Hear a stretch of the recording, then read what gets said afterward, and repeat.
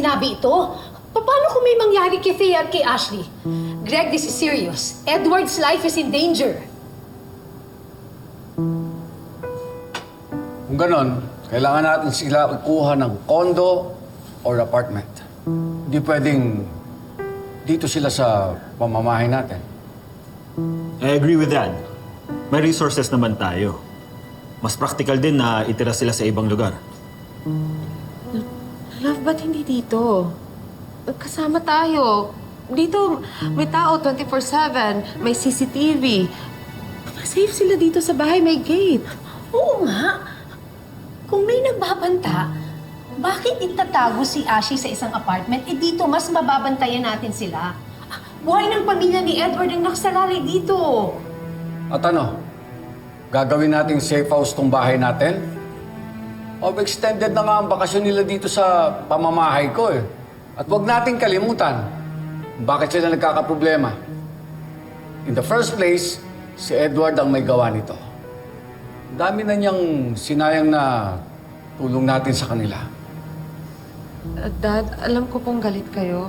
At may mali po talaga si Edward. Pero sana ho isipin po natin sina Thea at Ashley.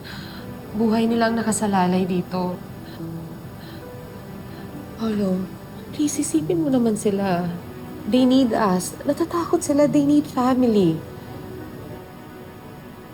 Hindi naman sa ayoko silang patirahin dito. It's just that it's complicated.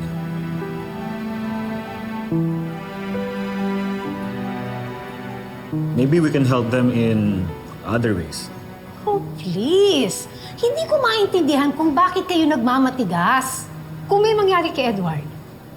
Greg, paano kung mapahamak ang apo mong si Ashley sa labas at malaman mo na kaya mo pala silang iligtas kung hindi mo sila pinaalis dito? Oh.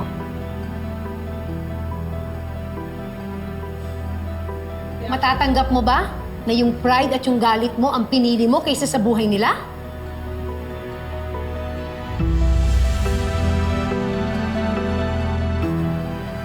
Dad, kung totoo man na may death threat sila, hindi ko rin kakayaning isipin na may mangyayaring masama sa kanila.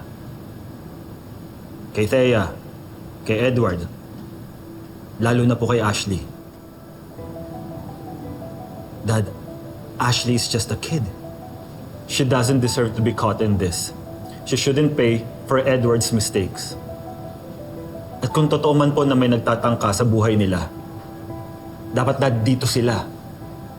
Safe. Protected. Paulo, Dad, please. Ayoko may mangyaring masama sa pamangkin ko.